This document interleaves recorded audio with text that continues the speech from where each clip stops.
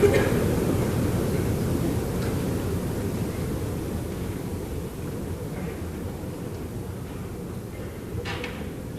Speaker, the President of the Republic of Korea.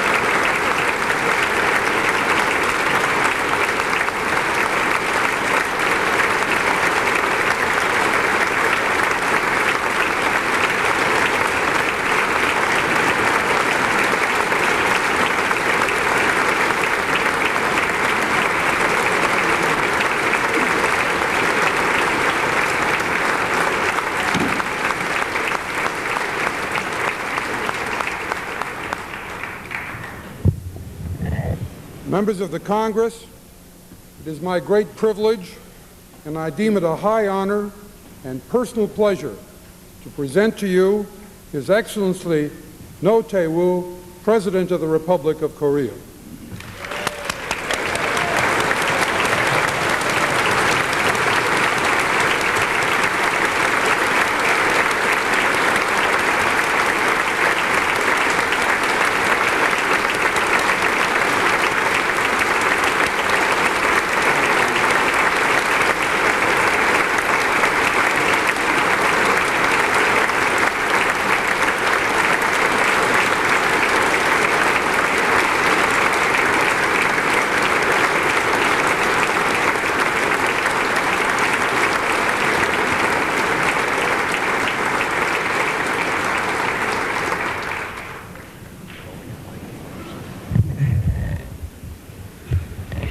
Mr. Speaker, Mr. President, before I go into my speech, I would like to express my deep sympathy on behalf of the Korean people and myself to the people who are suffering from the national disaster in San Francisco area.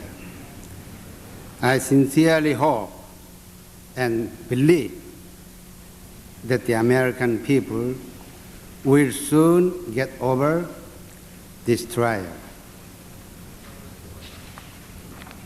Mr. Speaker, Mr. President, and distinguished senators and representatives, I would like to express my gratitude to you for giving me this rare privilege to speak before a joint meeting of the United States Congress, the august representative body of one of the world's oldest and most powerful democracies. As a democratically elected leader of one of the world's newest democracies, I feel honored and proud standing here today.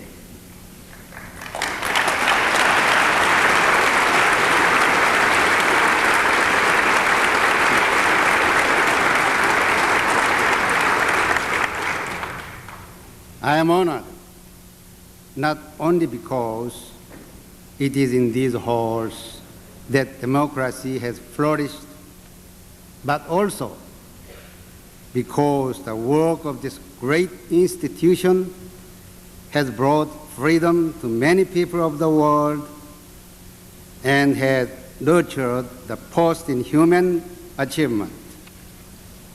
I stand here proudly because I have a story to tell, the story of a people who, while enduring great hardship, have cultivated a free and vigorous democracy within a single generation.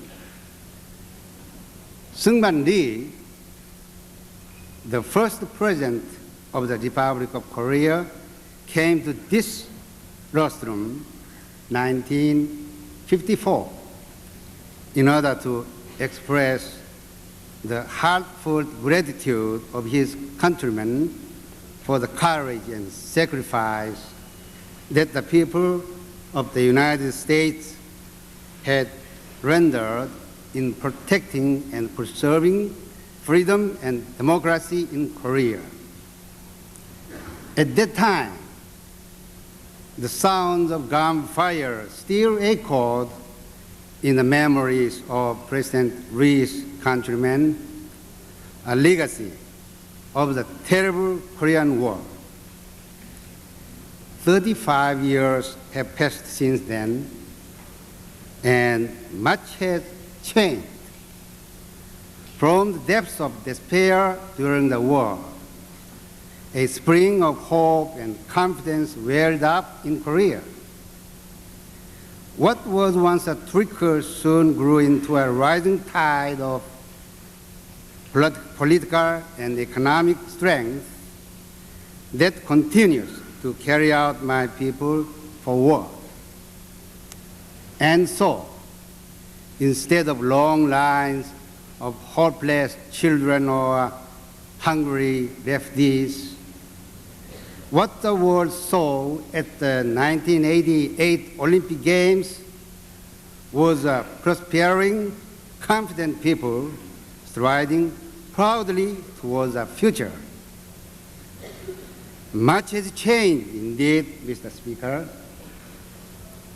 but the lofty ideals which bind Korea and the United States have endured, tested through sweat and at times blood. When Korea's very survival was in danger, the United States rushed to defend the security and liberty of our people, while my country strove endlessly to build a thriving democratic nation from the poverty and ruin of war.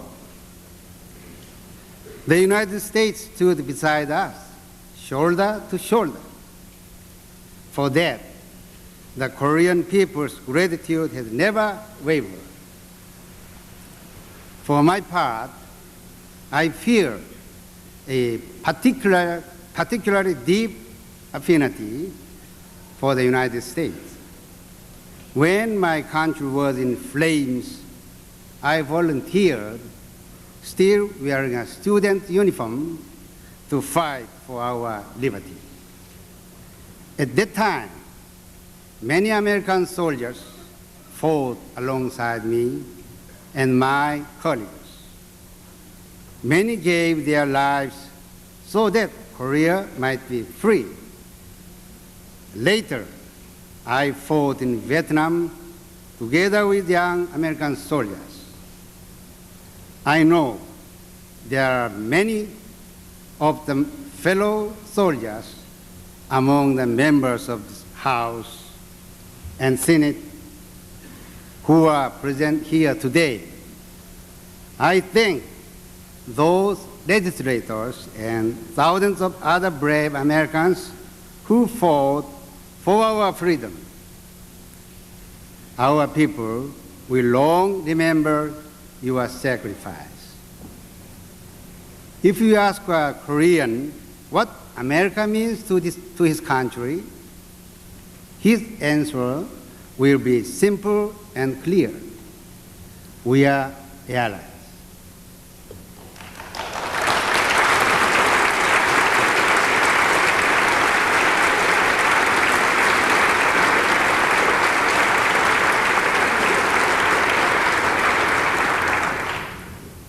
And if you ask your constituents what Korean means to America, I am sure the answer will be the same. For us, the word ally resonates with deep feelings of friendship, trust, and enduring commitment. Korea and the United States developed in alliance, not only out of common national interests, but also because we share those common ideas: freedom and human dignity. Your declaration of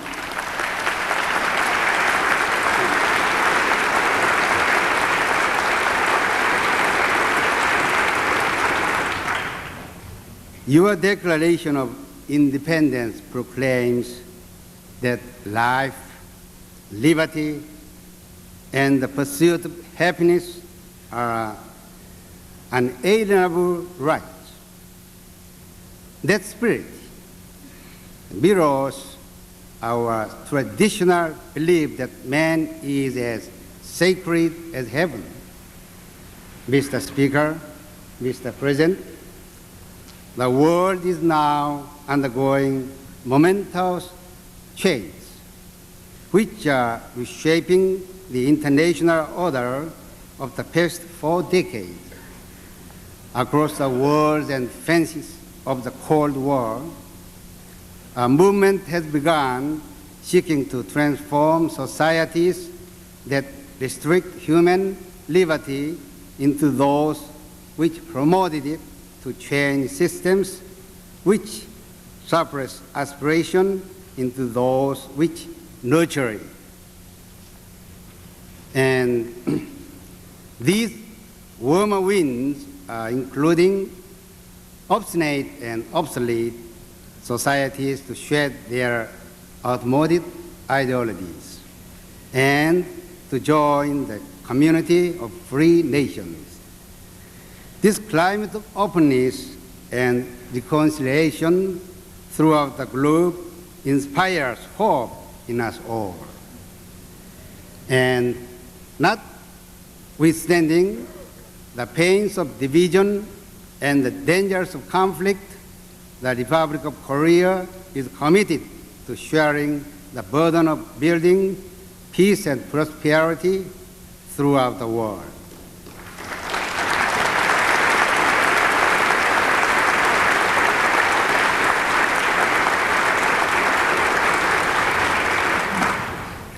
Korea has transformed itself.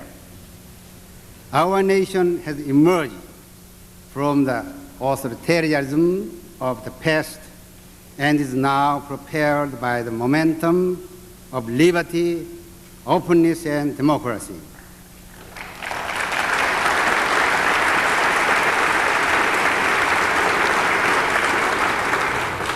This new atmosphere led not only to the success of the Seoul Olympics, but has also provided the catalyst for changes unique among the nations, whether developed or developing. The people of the Republic of Korea have made extraordinary strides toward democracy, and we are ready to face new challenges along the way. You may recall the scenes in my country only 2 years ago when the streets of our cities were crammed with protesters, chanting and clamoring for democracy. The force of those demands prompted me as a presidential candidate to prove my faith in the essential principle of democracy. That power emanates solely from the people.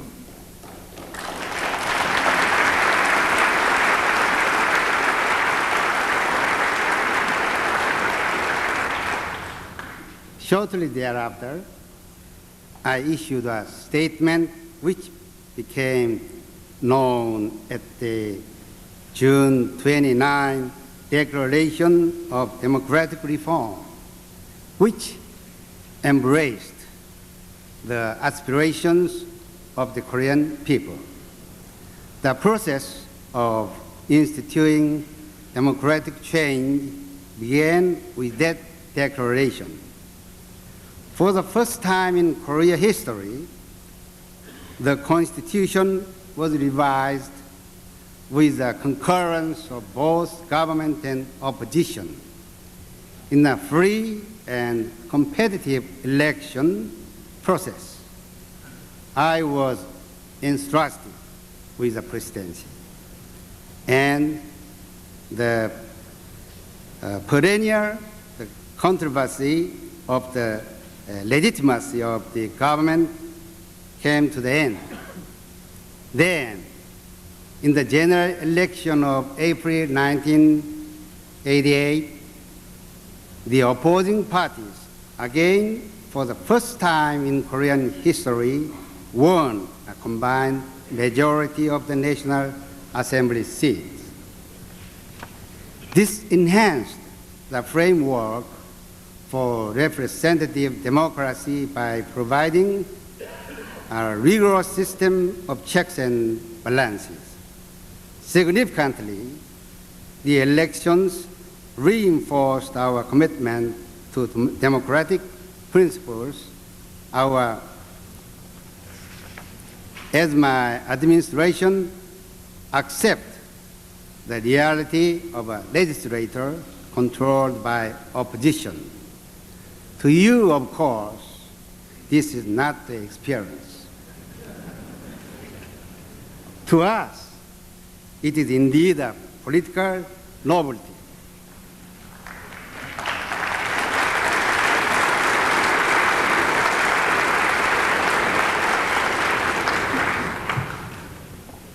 Our liberalization has gone well beyond politics. The media now enjoy uncensored freedom to criticize every aspect of society, including the presidency. No one who encroached on civil rights in Korea can escape the sanction of public opinion or the rule of law. The changes in Korea are so diverse, rapid, and far-reaching that they can truly be called revolutionary. It has become clear to me that founding democratic institutions and making them work is no less difficult as a task than promoting economic development. The pace of reform has stirred mounting expectations and competing demands in every corner of society. Rapid changes have shaken the fabric of existing political, social, and labor relations and have placed the burden of reshaping them on my government. At times, social stability has been threatened, and we have taken measures to protect it. Regrettably, certain radicals have restored to force and committed unlawful acts to pursue their aims under the guise of democratic reform. Elements seeking to overthrow the basic principles of democracy through class struggle can be found among them. Here also are the tiny band of extremists who parade anti-American slogans and perpetrate attacks on U.S. facilities. It is my belief that our political development will follow the example of the Western democracies, and that the extreme elements in Korea will diminish in influence as the benefits of democracy and prosperity are enjoyed by more and more. As one who pioneered reform in Korea, I will confront squarely every challenge to our young democracy, whether from within or without. My pledge to carry out democratic reform was a solemn promise before the people of Korea, and I have proudly honored the pledge. Democracy in Korea has already become an unstoppable force, which no one can divert.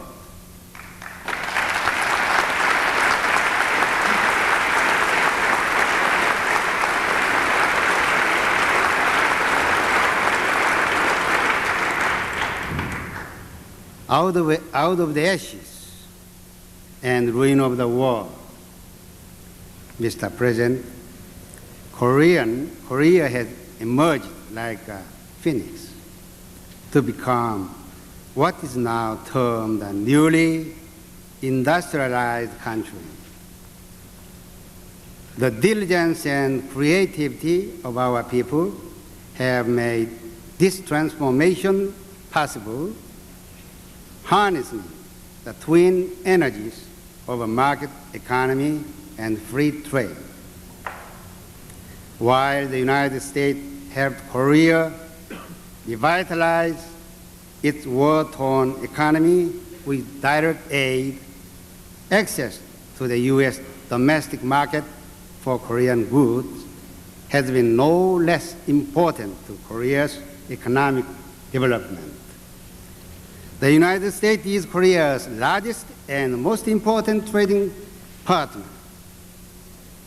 In turn, Korea is now the 7th largest market for U.S. goods and the 2nd largest market for your agricultural products. Although the potential for trade friction naturally increases with the expansion of trade volume, I am certain that all of these issues will be resolved to mutual satisfaction through close and cooperative consultation. I find our success in settling trade disputes thus far encouraging. My government firmly believes that free enterprise will best serve our economy and that of the world as a whole. Thus, Korea is moving vigorously toward a more open, liberalized, and self-regulating economy.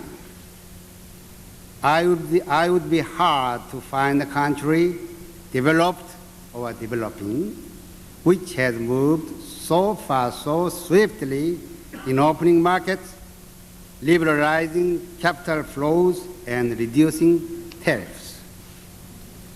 I fully understand that the interests of constituents oblige you, their representatives, to seek ways of strengthening industrial competitiveness, protecting workers, and saving jobs. These are the same demands my people make of their government. Consider, for instance, our agriculture sector. Nearly 20% of all Koreans work on small, traditional family farms. Thus, our efforts to expand agricultural imports have important political and social consequences for nearly 1/5 of our population.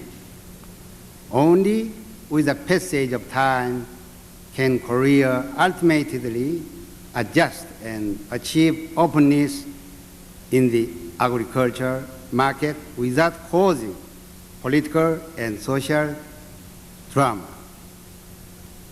We are undergoing an inevitably painful transformation in adapting ourselves to the principles of free trade, but we are making astonishing progress. Within only 4 or 5 years from now, we may expect the Korean economy to have achieved the same degree of openness as is found in the OECD countries. Even as a wave of reconciliation brings about changes all over the world, the Thai distinguished members of Congress has not yet reached all shores. The confrontation on the Korean Peninsula has resisted all effort for its resolution. Korea has lived under great tension each day for 36 years since the ceasefire. The demilitarized zone, or DMZ, lies on 26 miles north of Seoul, our capital, with a population of 10 million. Along the 155 miles long DMZ, more than 1.5 million troops face each other, making it the most densely militarized area in the world. Imagine, if you will, hostile and combat-ready forces positioned as close to this capital as Dulles Airport. Since the ceasefire of 1953, stability on the peninsula has been maintained not because Pyongyang's attitudes or intentions have changed, but because strong Korean and U.S. military cooperation has deterred further aggression.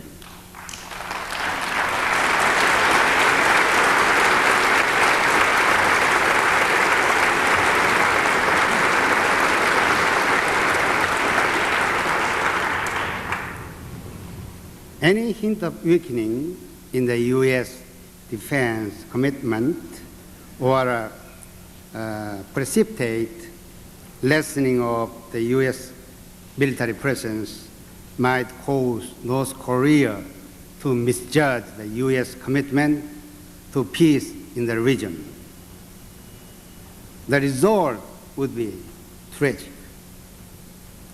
Thus far, security cooperation between our two countries remains strong and effective. Let us not disturb it until necessity dictates change. For this reason, I welcome and applaud the pledge of President Bush and the American government that U.S. ground troops will remain as long as the Korean people want and need them. And on this point, I must tell you that the voice of the Korean people is clear.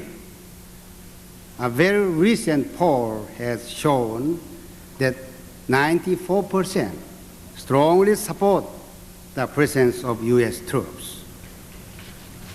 Moreover, where this issue is concerned, the usually vocal opposition parties stand together with us as one.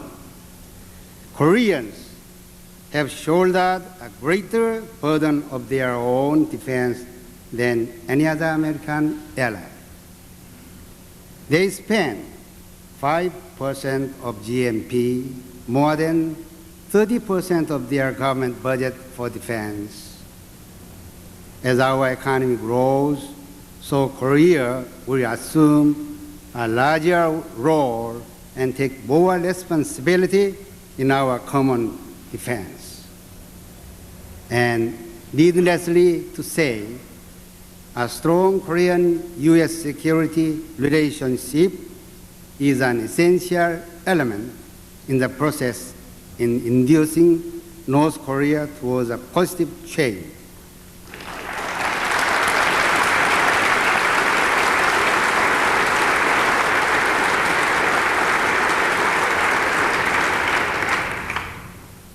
In today's climate of openness, Mr. Speaker, it is inconceivable that North Korea can cling forever to its extreme self-imposed isolation. Meanwhile, we are exerting every possible effort to move our divided land toward reconciliation and convince North Korea that nothing will be achieved by force. In July of last year, I announced a policy to reduce the long-standing hostility which divides our peninsula. The aim of this policy is to create a partnership between South and North, where it contributes to the other's development. Last month, I went further in proposing concrete steps to achieve reunification by joining the two parts into a Korean national community. At the heart of my proposal is the formation of a Korean Commonwealth as an interim measure. Eventually, we shall reunify Korea as one nation under the principles of independence, peace, and democracy.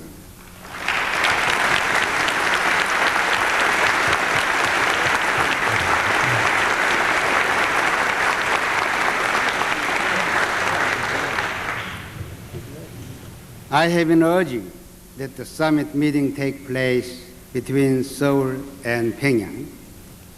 At the summit, all issues, including disarmament and an agreement on non-aggression between South and North Korea, could be discussed freely and without preconditions. On this very day last year, I made a proposal at the United Nations General Assembly that the Conference of Peace in Northeast Asia convene.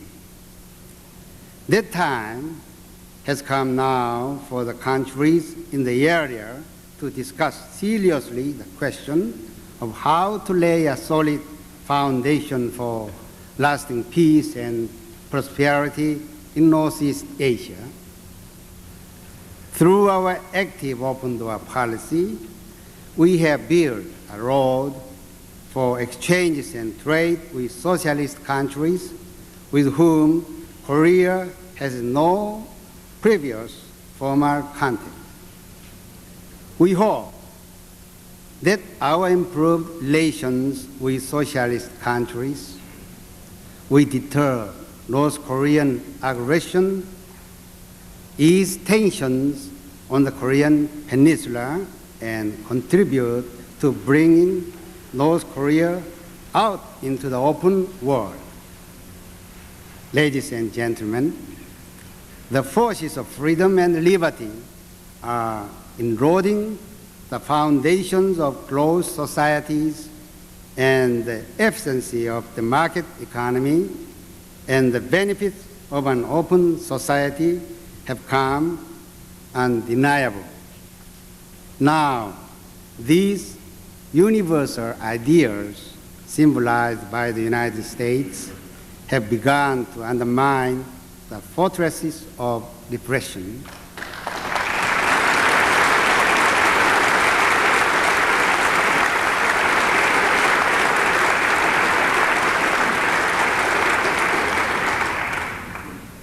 There is no longer a need for hesitation. We know which social system best realizes human aspiration. In all parts of the world, the prosperity of free society based on the common idea of liberty has sparked a revolution in thought and action.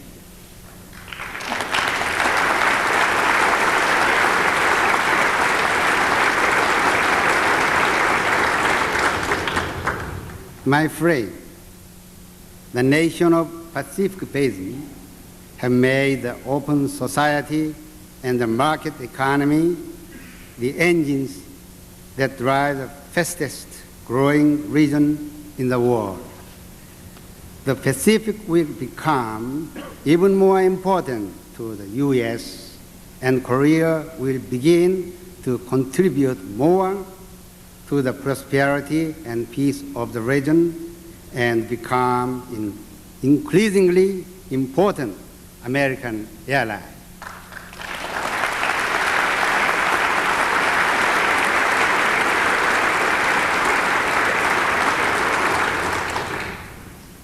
I am confident that Korea and the United States of America will be partners to progress, allied to open a new era, an era in which nations around the globe enjoy the freedom and prosperity we both so deeply cherish. Let us renew this relationship to foster prosperity and contribute to the world progress. Mr. Speaker, Mr. President, ladies and gentlemen, although I am about to leave this rostrum, the message I came to deliver is not complete.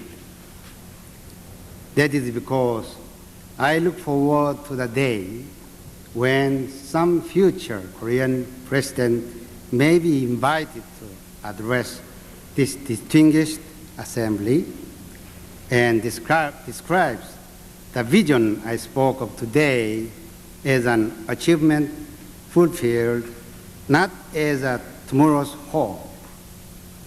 When that president speaks before you, as I have today, and reflects on those triumphs, all of us can take great pride, for we will have risen to the challenges of our day and passed on to our children a world far better than the one we inherited, safer, more prosperous, fairer, and happier. God bless America, and I thank you all. 감사합니다.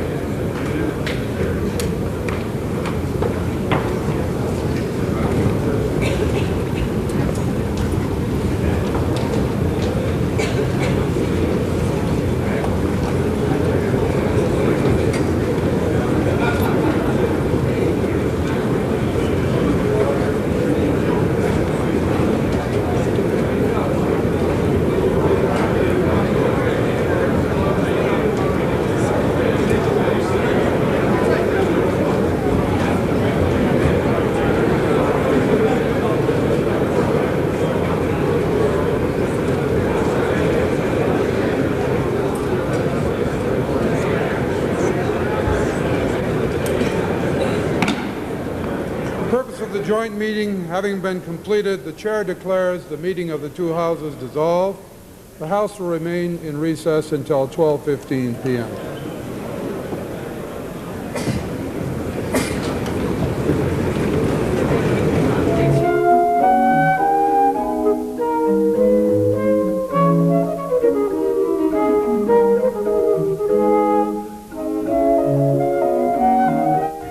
The United States House of Representatives will reconvene in just a little while when members are scheduled to take up H.R. 2494, the International Development and Finance Act. C-SPAN will continue with complete live coverage just as soon as members reconvene.